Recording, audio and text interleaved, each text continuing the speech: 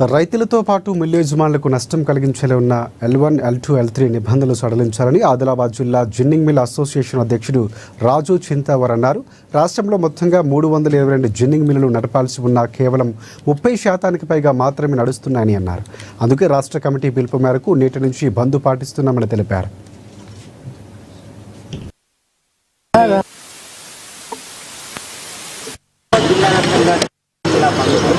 ప్రధానంగా L1, L2 పెట్టడాన్ని వ్యతిరేకిస్తున్నారు. ముఖ్యంగా మిల్లర్లు ఎవరైతే జిన్నింగ్ మిల్లుకి సంబంధించిన యాజమాన్యులు ముఖ్యమైనప్పటికీ కూడా కాటన్ కార్పొరేషన్ ఆఫ్ ఇండియా ఈ నిబంధనలు సడలించడం లేదు. దాంతో తాము తీవ్రంగా నష్టపోతున్నాం. కేటగిరైజేషన్ చేయడం వల్ల ఈ రోజు నుంచి రాష్ట్ర వ్యాప్తంగా 322 మిల్లులు బంద్ చేయడం జరుగుతుంది. ఎందుకంటే రాష్ట్ర వ్యాప్తంగా కూడా CCI 322 మిల్లులని ఒప్పందం చేసుకోవడం జరిగింది. కానీ గత కొన్ని రోజులుగా 33% మిల్లులు నడుపుతున్నారు. అందులో అంటే 33% అంటే ఆదిలాబాద్లో 9 మిల్లులు A సెక్షన్లో, 9 మిల్లులు B సెక్షన్లు ఉంటే అందులో నుంచి 3 మిల్లులు నడిపించారు.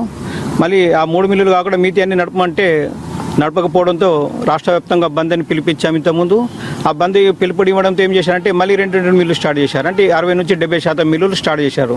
కానీ మొత్తం మిల్లులు నడపడం లేదు. మరి 10-12 రోజుల నుంచి వాళ్ళకి ఒత్తిడి చేస్తున్నాము. మరి మిల్లులు మొత్తం నడపండి అని చెప్తే ముందు తర్వాత నడుపుతామని నడపకపోవడంతో ఈ రోజు వరకు వాళ్ళ నుంచి ఎటువంటి హామీ రాకపోవడంతో ఈ రోజు నుంచి రాష్ట్ర వ్యాప్తంగా మొత్తం మిల్లులు బంద్ చేయడం జరుగుతుంది.